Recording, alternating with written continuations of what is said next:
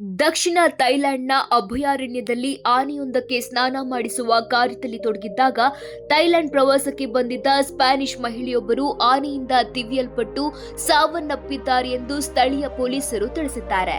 22 ವರ್ಷದ ಬ್ಲಾಂಕಾ ಒಜಾಂಗುರೆನ್ ಗಾರ್ಸಿಯಾ ಮತ್ತು ಆಕೆಯ ಗೆಳೆಯ ಥೈಲ್ಯಾಂಡ್ನ ಕೋಹಿಯಾವೋ ಆನೆ ಆರೈಕೆ ಕೇಂದ್ರದಲ್ಲಿ ಆನೆಗೆ ಸ್ನಾನ ಮಾಡಿಸುತ್ತಿದ್ದಾಗ ಆ ಆನೆಯು ಗಾಬರಿಗೊಂಡು ಆಕೆಯನ್ನ ಅದರ ದಂತದಿಂದ ತಿವಿದು ಕೊಂದಿದೆ ಎಂದು ಪೊಲೀಸರು ವರದಿ ಮಾಡಿದ್ದಾರೆ.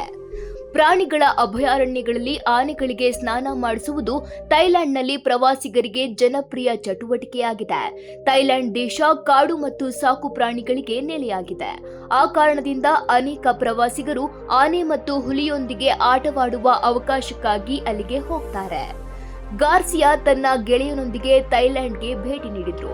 ಆ ಜೋಡಿ ಥೈಲ್ಯಾಂಡ್ನ ಜನಪ್ರಿಯ ರೆಸಾರ್ಟ್ ದ್ವೀಪವಾದ ಫುಕೆಟ್ನಲ್ಲಿ ತಂಗಿದ್ದಾಗ ಕೋಹಿಯಾವೋ ಯಾಯ್ ದ್ವೀಪದ ಕೇಂದ್ರಕ್ಕೆ 1 ದಿನದ ಪ್ರವಾಸಕ್ಕೆ ಹೋಗಿದ್ರು ಎಂದು ಕೋಹಿಯಾವೋ ಜಿಲ್ಲಾ ಪೊಲೀಸ್ ಮುಖ್ಯಸ್ಥ ಚರಣ್ ಬ್ಯಾಂಗ್ಪ್ರಸಡ್ ತಿಳಿಸಿದ್ದಾರೆ. ಕಳೆದ ಶುಕ್ರವಾರದಂದು ಈ ಘಟನೆ ನಡೆದಿದೆ ಎಂದು ಹೇಳಲಾಗಿದೆ.